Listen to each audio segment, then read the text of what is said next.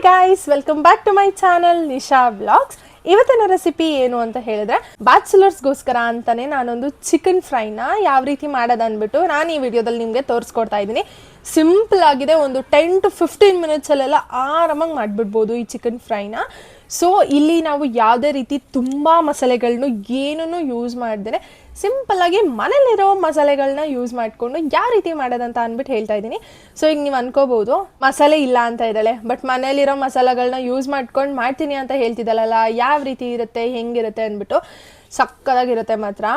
ಅಡುಗೆ ಬರದೇ ಇರೋರು ಕೂಡ ಆರಾಮಾಗಿ ನೀವು ಈ ಚಿಕನ್ ರೆಸಿಪಿನ ಟ್ರೈ ಮಾಡ್ಬೋದು. ಸೊ ನೀವು ಇನ್ ಕೇಸ್ ಈ ರೆಸಿಪಿನ ಟ್ರೈ ಮಾಡಿದರೆ ನನ್ನ ಕಮೆಂಟ್ ಸೆಕ್ಷನಲ್ಲಿ ಕಮೆಂಟ್ ಮಾಡಿ, ನನಗೂ ಗೊತ್ತಾಗುತ್ತೆ ಯಾರ್ಯಾರು ನನ್ನ ವೀಡಿಯೋಸ್ನ ನೋಡ್ತಾ ಇದ್ದಾರೆ, ಸೊ ಟ್ರೈ ಮಾಡಿದ್ದಾರೆ ಅಂತ ಹೇಳ್ಬಿಟ್ಟು. ತಡ ಮಾಡದೆ ಹೋಗಿ ವಿಡಿಯೋ ನೋಡ್ಕೊಂಡು ಬರೋಣ ಬನ್ನಿ. ಅದಕ್ಕಿಂತ ಮುಂಚೆ ಇನ್ನೂ ನನ್ನ ಚಾನಲ್ನ ಯಾರೇ ಸಬ್ಸ್ಕ್ರೈಬ್ ಮಾಡ್ಕೊಂಡಿಲ್ಲ, ಹೊಸದಾಗಿ ವಿಡಿಯೋ ನೋಡ್ತಾ ಇದ್ದಾರೆ ಅವರೆಲ್ಲ ಪ್ಲೀಸ್ ಹೋಗಿ ಸಬ್ಸ್ಕ್ರೈಬ್ ಮಾಡ್ಕೊಳ್ಳಿ. ಹಾಗೆ ನಿಮ್ಮ ಫ್ಯಾಮಿಲಿ ಫ್ರೆಂಡ್ಸ್ಗೆ ಎಲ್ಲರಿಗೂ ನನ್ನ ವೀಡಿಯೋಸ್ನ ಹೆಚ್ಚು ಶೇರ್ ಮಾಡಿ ಅಂತ ಹೇಳ್ತಾ ಇದ್ದೀನಿ. ತಡ ಮಾಡದೆ ಹೋಗಿ ವಿಡಿಯೋ ನೋಡ್ಕೊಂಡು ಬರೋಣ ಬನ್ನಿ. ಈಗ ಚಿಕನ್ಗೆ ಮಸಾಲೆಗಳನ್ನೆಲ್ಲನೂ ಹಾಕ್ಬಿಟ್ಟು ಚಿಕನ್ನ ಒಂದು 1 ಅವರ್ ಇಲ್ಲ 2 ಅವರ್ ಮ್ಯಾರಿನೇಟ್ ಆಗಕ್ಕೆ ಬಿಡೋಣ. ನಾನಿಲ್ಲಿ ಒಂದು ದೊಡ್ಡ ಚಮಚದಲ್ಲಿ 1.5 ಸ್ಪೂನಷ್ಟು ಚಿಲ್ಲಿ ಪೌಡರ್ನ ಹಾಕ್ಕೊಳ್ತಾ ಇದ್ದೀನಿ, ಮತ್ತು 1 ಸ್ಪೂನಷ್ಟು ಧನಿಯಾ ಪೌಡರ್, ಅರ್ಧ ಸ್ಪೂನಷ್ಟು ಗರಂ ಮಸಾಲ ಪೌಡರ್ನ ಹಾಕ್ಕೊಳ್ತಾ ಇದ್ದೀನಿ, 1/4 ಟೀ ಸ್ಪೂನಷ್ಟು ನಾನಿಲ್ಲಿ ವೈಟ್ ಪೆಪ್ಪರ್ನ ಹಾಕ್ಕೊಳ್ತಾ ಇದ್ದೀನಿ, ಆಮೇಲೆ 1 ಸ್ಪೂನಷ್ಟು ಚಿಕನ್ ಮಸಾಲ ಪೌಡರ್ನ ಹಾಕ್ಕೊಳ್ತಾ ಇದ್ದೀನಿ, ಮತ್ತು ರುಚಿಗೆ ತಕ್ಕಷ್ಟು ಉಪ್ಪನ್ನ ಹಾಕ್ಕೊಂಡು ಎಲ್ಲನೂ ನೀಟಾಗಿ ಮಿಕ್ಸ್ ಮಾಡ್ಕೊಳ್ಳೋಣ. ಮತ್ತು ನಿಮ್ಮ ಹತ್ರ garam masala powder chicken masala powder ಇಲ್ಲ ಅಂತ ಹೇಳಿದ್ರೆ ಚಕ್ಕೆ ಲವಂಗದ ಪೌಡರ್ ಬರುತ್ತೆ ನೋಡಿ, ಅದು ಕೂಡ ಹಾಕ್ಕೊಳ್ಬೋದು. ಇನ್ ಕೇಸ್ ಅದು ಇಲ್ಲ ಅಂತ ಹೇಳಿದ್ರೆ ಸ್ವಲ್ಪ ಚಿಲ್ಲಿ ಪೌಡರ್ನ ಹೆಚ್ಚಾಗಿ ಹಾಕೊಳ್ಳಿ. ಈಗ ಡ್ರೈ ಇಂಗ್ರೀಡಿಯೆಂಟ್ಸ್ ಏನೇನಿದೆ ನೋಡಿ ಅದೆಲ್ಲನೂ ನೀಟಾಗಿ ಮಿಕ್ಸ್ ಮಾಡ್ಕೊಳ್ಳೋಣ ಎಲ್ಲ ಮಸಾಲೆಗಳನ್ನೂ. ಈಗ ಸ್ವಲ್ಪ ಕಸೂರಿ ಮೆಥಿನ ಹಾಗೆ ಕ್ರಶ್ ಮಾಡಿಕೊಂಡು ಕೈಯಲ್ಲಿ ಹಾಕೊಳ್ತಾ ಇದ್ದೀನಿ.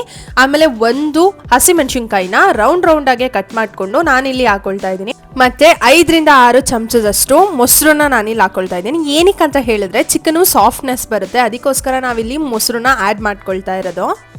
ಈಗ ಡ್ರೈ ಇಂಗ್ರೀಡಿಯೆಂಟ್ಸು ಮತ್ತು ವೆಟ್ ಇಂಗ್ರೀಡಿಯೆಂಟ್ಸ್ ಏನೇನಿದೆ ಅದು ಎಲ್ಲನೂ ಒಂದಕ್ಕೊಂದು ಹೊಂದ್ಕೊಳ್ಳೋ ರೀತಿ ನಾವಿಲ್ಲಿ ನೀಟಾಗಿ ಅದನ್ನ ಮಿಕ್ಸ್ ಮಾಡ್ಕೊಳ್ಬೇಕಾಗತ್ತೆ. ನಾನು ಆಗಲೇ ಬೌಲ್ ಒಳಗಡೆ ಸ್ವಲ್ಪ ಕಸೂರಿ ಮೇಥಿ ಹಾಕ್ಕೊಂಡೆ. ಇನ್ ಕೇಸ್ ನಿಮ್ಮ ಹತ್ರ ಇದ್ದರೆ ಹಾಕೊಳ್ಳಿ, ಇಲ್ಲಾಂದರೆ ಬೇಡ, ಇಟ್ಸ್ ಆಪ್ಷನಲ್. ನಿಮ್ಗೇನಾದರೂ ಕರ್ಬೇವಿನ ಸೊಪ್ಪಿನ ಫ್ಲೇವರು, ಕರ್ಬೇವಿನ ಸೊಪ್ಪು ತುಂಬ ಇಷ್ಟ ಅಂತ ಹೇಳಿದ್ರೆ ನೀವು ಇದಕ್ಕೆ ಅದನ್ನು ಕೂಡ ಆ್ಯಡ್ ಮಾಡ್ಬೋದು. ಈಗ ಎಲ್ಲನೂ ಮಿಕ್ಸ್ ಮಾಡ್ಕೊಂಡಾಗಿದೆ. ನಾನಿಲ್ಲಿ ಸ್ವಲ್ಪ ಅರಿಶಿನ ಮತ್ತು ಉಪ್ಪಲ್ಲಿ ತೊಳೆದಿಟ್ಕೊಂಡಿರೋ ಚಿಕನ್ನ ನಾನಿಲ್ಲಿ ಹಾಕ್ಕೊಳ್ತಾ ಇದ್ದೀನಿ. ನಾನಿಲ್ಲಿ ಮಾಡ್ತಾ ಇರೋದು 1/4 kg ಚಿಕನಲ್ಲಿ ನಾನಿಲ್ಲಿ ಮಾಡ್ತಾ ಇರೋದು. ಚಿಕನ್ಗೆ ಮಸಾಲೆ ಏನೇನು ಹಾಕಿದ್ದೀವಿ ನೋಡಿ ಅದೆಲ್ಲನೂ ಒಂದಕ್ಕೊಂದು ಹೊಂದ್ಕೊಳ್ಳೋ ರೀತಿಯಲ್ಲಿ ನಾವು ಕರೆಕ್ಟಾಗಿ ಅದನ್ನ ಮಿಕ್ಸ್ ಮಾಡ್ಕೋಬೇಕಾಗತ್ತೆ. ನೀವು ಇದಕ್ಕೆ ಸ್ಕಿನ್ಲೆಸ್ ಚಿಕನ್ ಕೂಡ ಹಾಕೊಳ್ಬೋದು. ನಾನಿಲ್ಲಿ ವಿತ್ ಸ್ಕಿನ್ ಇರೋ ಚಿಕನ್ನ ನಾನಿಲ್ಲಿ ಹಾಕೊಳ್ತಾ ಇದ್ದೀನಿ. ಈಗ ಎಲ್ಲನೂ ನೀಟಾಗಿ ಮಿಕ್ಸ್ ಮಾಡಿ ಆಗಿದೆ. ಇದನ್ನು ನಾವು ಮಿನಿಮಮ್ ಅಂದರೂ 2 hours ಫ್ರಿಡ್ಜಲ್ಲಿ ಮ್ಯಾರಿನೇಟ್ ಆಗೋಕ್ಕೆ ಇಡಬೇಕು.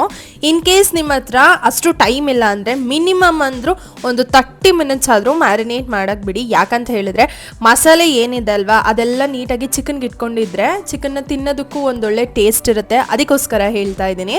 ಅದೇ ಹೇಳ್ದಂಗೆ ಟೈಮ್ ಇಲ್ಲ ಅಂತ ಹೇಳಿದ್ರೆ ಒಂದು 30 ಮಿನಿಟ್ಸ್ ಆದರೂ ಮ್ಯಾರಿನೇಟ್ ಆಗೋಕ್ಕೆ ಬಿಡಿ.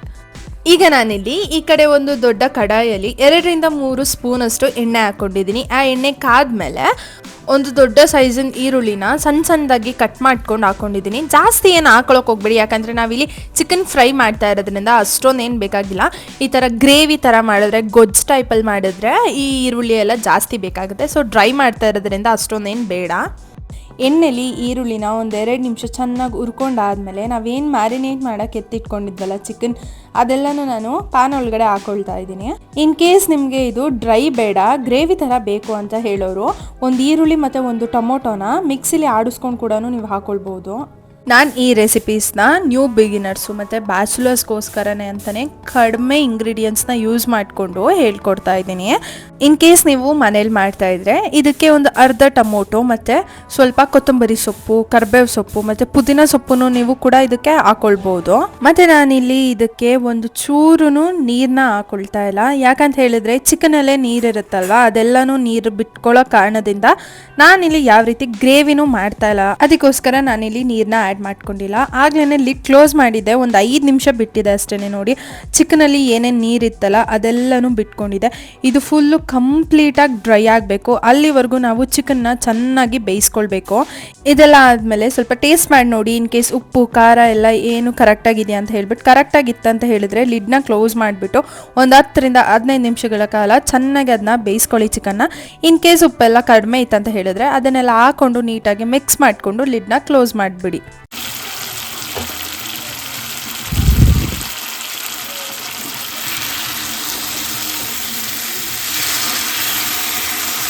ಲಿಡ್ನ ಓಪನ್ ಮಾಡಿದ್ಮೇಲೆ ತೋರಿಸ್ತಾ ಇದ್ದೀನಿ ನೋಡಿ, ಎಷ್ಟು ನೀರಂಶ ಇತ್ತಲ್ವ ಅದೆಲ್ಲನೂ ಚೆನ್ನಾಗಿ ಸುಂಡ್ಕೊಂಡು ಮಸಾಲೆ ಎಲ್ಲ ಚಿಕನ್ಗೆ ಕರೆಕ್ಟಾಗಿ ಹಿಡ್ದಿದೆ. ಈಗ ಮೇಲ್ಗಡೆ ಸ್ವಲ್ಪ ನಾನು ಕೊತ್ತಂಬರಿ ಸೊಪ್ಪನ್ನ ಹಾಕ್ಕೊಳ್ತಾ ಇದ್ದೀನಿ. ಇನ್ ಕೇಸ್ ಇತ್ತಂತ ಹೇಳಿದ್ರೆ ಪುದೀನ ಸೊಪ್ಪನ್ನು ನೀವು ಹಾಕ್ಕೊಳ್ಬೋದು, ಇದ್ದರೆ ಹಾಕ್ಕೊಳ್ಳಿ, ಇಲ್ಲ ಅಂದರೆ ಬೇಡ. ಹಾಕೊಂಡು ಅದನ್ನೆಲ್ಲನೂ ಮಿಕ್ಸ್ ಮಾಡ್ಕೊಳ್ಳಿ. ನಾನು ಹಾಗೆ ಹೇಳ್ದಂಗೆ ನಿಮಗೆ ಗ್ರೇವಿ ಟೈಪಲ್ಲಿ ಬೇಕಂತ ಹೇಳಿದ್ರೆ ಈರುಳ್ಳಿ ಮತ್ತು ಟೊಮೊಟೊನ ಆಡಿಸ್ಕೊಂಡು, ಒಂದು ಈರುಳ್ಳಿ ಒಂದು ಟೊಮೊಟೊನ ಆಡಿಸ್ಕೊಂಡು ನೀವು ಕೂಡ ಹಾಕ್ಕೊಳ್ಬೋದು. ಇಲ್ಲಿ ನಾನು ತೋರಿಸ್ತಾ ಇರೋದು ಡ್ರೈ ಆಗಿ ಮಾಡ್ತಾರ ಅಂಥದ್ದು, ಸಕ್ಕದಾಗಿರುತ್ತೆ ಮಾತ್ರ. ಸಿಂಪಲ್ ಆಗಿದೆ, ಯಾರು ಬೇಕಾದರೂ ಮನೇಲಿ ಮಾಡ್ಬೋದು. ಬ್ಯಾಚುಲರ್ಸು ಮತ್ತು ನ್ಯೂ ಬಿಗಿನರ್ಸ್ಗೋಸ್ಕರನೇ ಅಂತಲೇ ನಾನಿಲ್ಲಿ ಈ ರೆಸಿಪಿನ ನಿಮಗೆ ತೋರಿಸ್ಕೊಡ್ತಾ ಇರೋದು. ಮತ್ತು ಇದೊಂದೊಳ್ಳೆ ಸೈಡ್ಸ್ ಥರನೂ ಆಗುತ್ತೆ. ಪಲಾವ್ ಮಾಡಿರ್ತೀರ, ಇಲ್ಲ ವೈಟ್ ಗೀ ರೈಸ್ ಮಾಡಿರ್ತೀರ ನೋಡಿ, ಅದ್ರ ಜೊತೆಗೆ ನಂಚ್ಕೊಂಡು ಕೂಡ ತಿನ್ಬೋದು. ಆಮೇಲಿಂದ ಈ ಥರ ತಿಳಿ ಸಾರು, ರಸಮ್ಮು ಅದಕ್ಕೆಲ್ಲನೂ ಸೈಡ್ಸ್ ಆಗಿ ನಂಚ್ಕೊಂಡು ಕೂಡ ತಿನ್ಬೋದು. ನಾನು ಹೇಳ್ಕೊಟ್ಟಿರೋ ಪ್ರೊಸೀಜರಲ್ಲೇ ನೀವು ಸ್ಟೆಪ್ ಬೈ ಸ್ಟೆಪ್ ಫಾಲೋ ಮಾಡಿದ್ರೆ ಈ ಥರ ಸಕ್ಕದಾಗಿರೋ ಜ್ಯೂಸಿ ಆಗಿರೋ ಚಿಕನ್ನ ನೀವು ಮನೇಲಿ ಮಾಡ್ಕೊಂಡು ತಿನ್ಬೋದು. ಸೊ ನಾನು ಆಗಲೇ ಹೇಳ್ದಂಗೆ ಅಡುಗೆ ಬರದೇ ಇರೋರು ಕೂಡ ಆರಾಮಾಗಿ ಚಿಕನ್ನ ಮಾಡ್ಬೋದು. ಸೊ ಇನ್ನೂ ಯಾಕೆ ತಡ ಮಾಡ್ತಿದ್ದೀರಾ, ಬೇಗ ಬೇಗ ಹೋಗಿ ನಿಮ್ಮನೇಲೂ ಇದ್ದೇ ಥರ ಸ್ಪೈಸಿ ಮತ್ತು ಟೇಸ್ಟಿ ಆಗಿರೋ ಚಿಕನ್ ರೆಸಿಪಿನ ಮಾಡ್ಕೊಳ್ತೀನಿ ಅಂತ ಹೇಳ್ತಾ ಇದ್ದೀನಿ. ಸೊ ಇನ್ನೂ ನನ್ನ ಚಾನಲ್ ಯಾರು ಸಬ್ಸ್ಕ್ರೈಬ್ ಮಾಡ್ಕೊಂಡಿಲ್ಲ, ಪ್ಲೀಸ್ ಹೋಗಿ ಬೇಗ ಸಬ್ಸ್ಕ್ರೈಬ್ ಮಾಡ್ಕೊಳ್ಳಿ.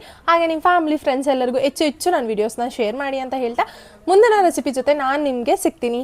ಬಾಯ್ ಬಾಯ್, ಲಾಟ್ಸ್ ಆಫ್ ಲವ್.